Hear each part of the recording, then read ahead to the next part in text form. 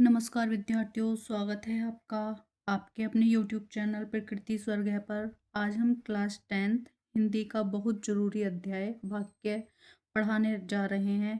यह अध्याय एग्ज़ाम में हर साल आता है, इसलिए बहुत ध्यान से पढ़ें।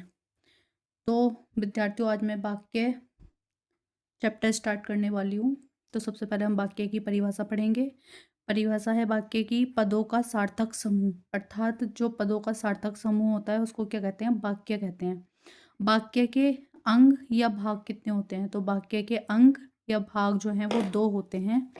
एक होता है उद्देश्य और दूसरा होता है विधेय। ठीक है। उसके बाद है वाक्य के तत्व या अवयव। वाक्य के तत्व या अवयव क्या है? एक इसमें योग्यता होती है, क्रमबद्धता होती है, स्पष्टता होती है, सन्निधि होती है, आकांक्षा होती है और अन्वय होता है। रचना के आधार पर वाक्य के तीन भेद होते हैं। नंबर 1 सरल वाक्य, नंबर 2 मिश्र या मिश्रित वाक्य, नंबर 3 संयुक्त या जटिल वाक्य।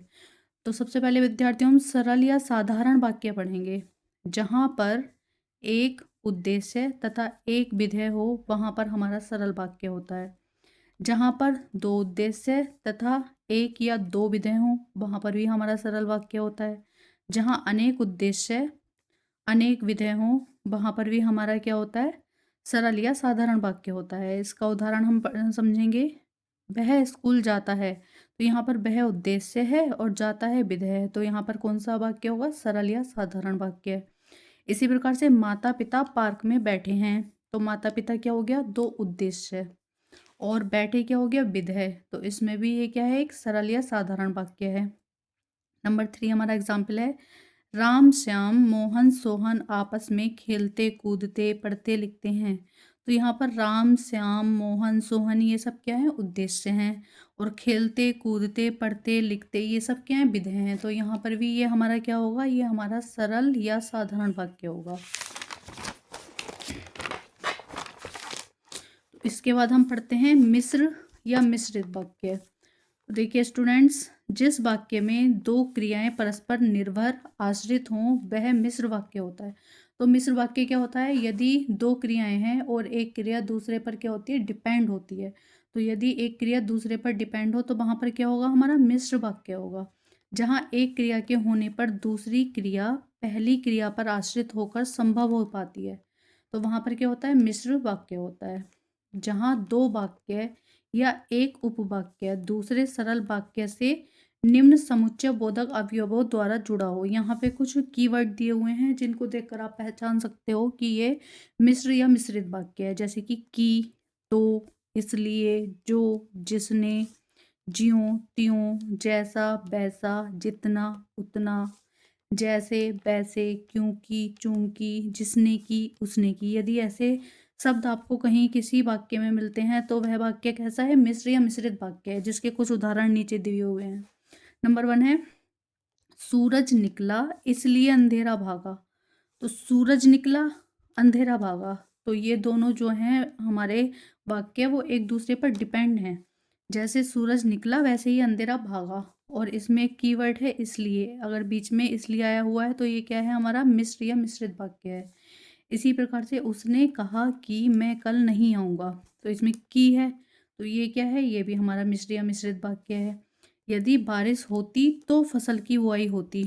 यहाँ पे बारिश और फसल की बुआई एक दूसरे पर डिपेंड है, तो यहाँ पर क्या है? हमारा मिश्र या मिश्रित वाक्य है। दूसरा रोल हमारा फॉलो हो रहा है इसमें कि इसमें तो आया हुआ है, इसलिए ये क्या है? मिश्र वाक्य है। यदि चुनाव निष्पक्ष होते तो परीक्षा भी निष्पक्ष होती।